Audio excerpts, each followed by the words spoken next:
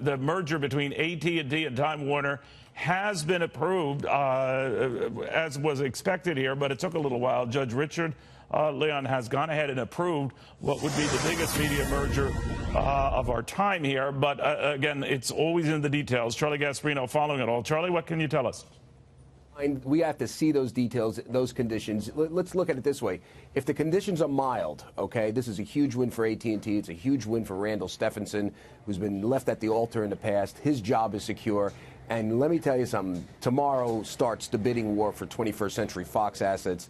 Comcast is likely, could put it in as early as tomorrow. Listen, if it's a clean approval, and we have to see exactly how clean it is, they may even put their bid in tonight for our entertainment assets that are slated to be sold to Disney. From what I hear from bankers, there could be others involved. But the devil is in the details of those conditions, if there are conditions. And I'll tell you, those conditions, Neil, could make an approved deal be in reality an unapproved deal, a bad deal. And what do I mean by that? If they make it, if the Judge Leon applies enough conditions to make this very onerous on AT&T to leverage the Time Warner assets so they can't really make a lot of money out of it, well, that's not good for this deal, and you'll see this in the stock price. If this deal does get approved, listen, for the average person out there, if you own stocks in these companies, yes, they go up, but for the average person, it's going to change the way you consume news and entertainment. There will be two major companies out there, Comcast and AT&T, controlling much, I would say most of the content out there that you get on cable. I mean, it's going to be pretty amazing. And do they have the ability to jack up prices, because these two companies have very large near monopolies, as the government was trying to argue. Judge Leon did not buy that argument, I should point out. He said essentially this: technology is, we have to read the decision, but if he approves, he's basically saying this. Technology is such that they don't have the pricing power that they used to. You have other options out there. But I'll tell you, Neil, we got to see the conditions of this thing. If there are no conditions, man, tomorrow's going to be a wild day for deal making, because I think it starts. Just tuning in, a judge has gone ahead and approved the merger of AT&T and Time Warner, including all its key media properties, including the Turner Network. It is CNN, by the way, which was the genesis for some of the concerns within the Trump administration that this didn't make much sense to them.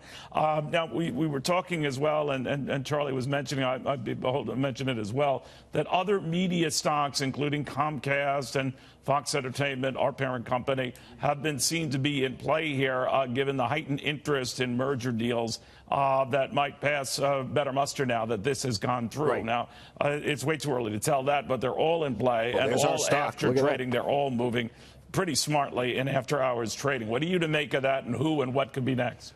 I would say tomorrow is the beginning for the bidding war for 21st Century Fox's entertainment assets that are slated to go to Disney. I mean, Comcast, we were first to report at the Milken Conference on your Fox Business Show.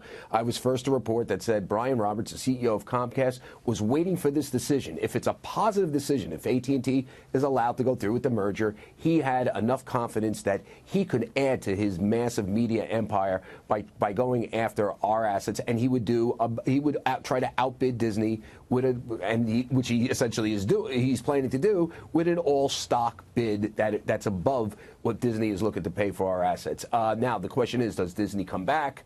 Does another bidder emerge? Bankers are telling me there's a lot of interest in our assets. There's not a ton of content out there, and a lot of companies, including tech companies, are looking to get into that space. A lot of people thought Apple might actually bid on our assets. Our sources inside Apple told Fox Business that they are not interested, but that doesn't preclude Amazon or Netflix or somebody else.